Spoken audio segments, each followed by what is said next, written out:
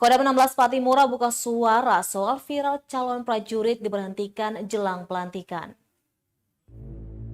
Kodam 16 Patimura akhirnya buka suara menyikapi viral pemberhentian calon prajurit Hen Songyanan sepekan jelang pelantikan sebagai anggota TNI.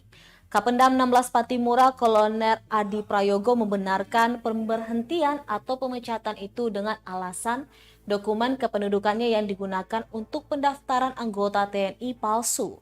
Dijelaskan KTP milik Hens didapat dengan cara ilegal, yakni tidak melampirkan ITAS dan ITAP sesuai dengan Undang-Undang Nomor 24 Tahun 2013 tentang perubahan atas Undang-Undang Nomor 23 Tahun 2006. Kapendam dalam rilis yang diterima tribunambon.com Jumat 8 April 2022 malam menjelaskan orang tua Hens mendapatkan identitas KTP dengan cara ilegal saat perekaman KTP secara massal pada tahun 2013 oleh Dukcapil Kota Tual. Lanjutnya temuan itu terungkap setelah ada pengaduan masyarakat soal pemalsuan itu. Disdukcapil Kota Tual pun mencabut segala dokumen yang diterbitkan atas nama Hen Songyanan. Pencabutan dokumen tertuang dalam surat Dukcapil Kota Tual nomor 470/058/2022 tanggal 31 Maret 2022. Sementara pemberhentian tidak dengan hormat Hen Songyanan pada Kamis 7 April 2022 kemarin. Diberitakan sebelumnya viral kejadian itu bermula dari unggahan foto tampak seorang pria berbaju loreng bersama seorang perempuan yang diduga ibunya viral di media sosial.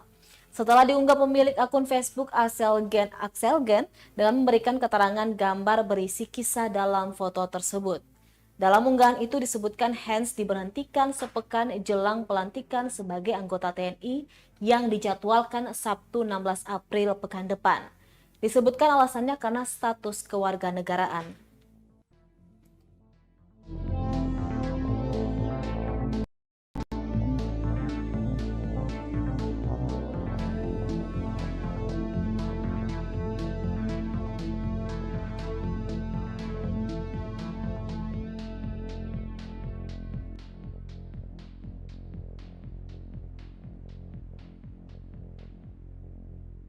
Terima kasih sudah nonton.